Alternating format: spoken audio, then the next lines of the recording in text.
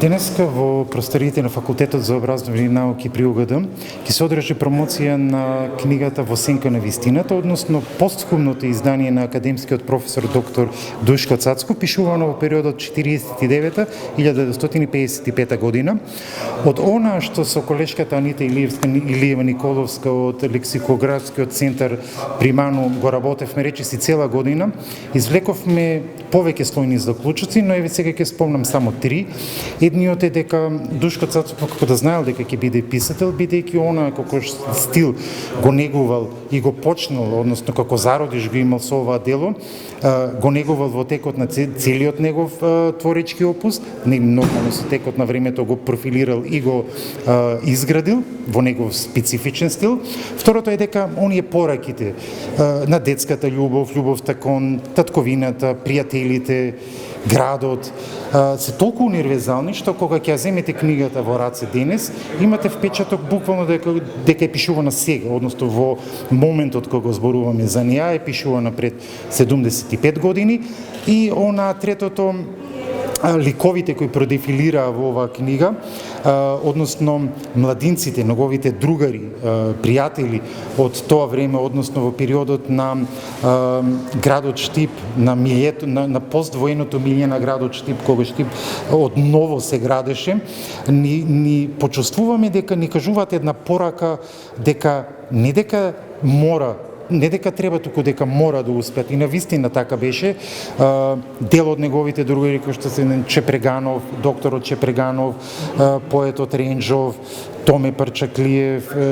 Боголюб Јовев, Кожухаров и така натаму, Драгослав Шеколадот со кој заедно играле фудбал,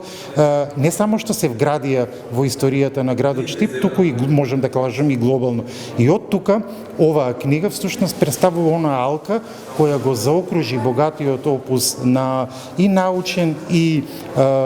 просветен на професорот Душко Цацков. Не први, туку прв, буквално во она сината тетрадка во која тој, од кој тој почнал да пишува, си запишал почетнички стихови на Душко Цацков, пишувани некаде на 13 годишна возраст, и од тука она што како стил почнал да го негува, на вистина, и затоа и реков дека знаел дека ќе биде писател, бидејќи всушност и експериментирал со разни стилови во поезија, дури се пробал и во драмата, но се нашол во краткиот расказ, во кој беше навистина успешен. Кои теми ги опфаќа? Почетничките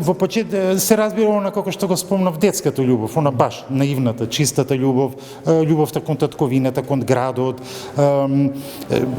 бидејќи за да нели кога ќе ја прочита книгата, човек ќе го дозна и времето во кое всушност живеел и пишувал, например, и за партизаните, за бидејќи тие уште тогаш биле реалност. И така затоа реков кога ќе ја прочитате сега книгата,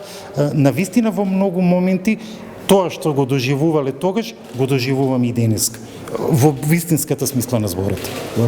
Вака сега, секое дело е посебно квалитетно, без разлика на тоа во кој стил е пишувано и кои се темите. Јас ја имав таа чест да го видам овој ракопис, уште кога бев студент на факултет, и бидејќи авторот на овие песни е мојот чичко, и тој ми ги покажа, и секако и мило му беше што и јас тргнав по тој пат творечки, со пишување, со творење. Всушност, јас се инспирирав многу порано, јас уште од основно училиште пишувам, а секако дека знаев дека тој е професор на факултета и дека е творец. А всушност, секако дека на некој начин тој беше пример за мене да почнам и јас да се занимавам со пишување на песни.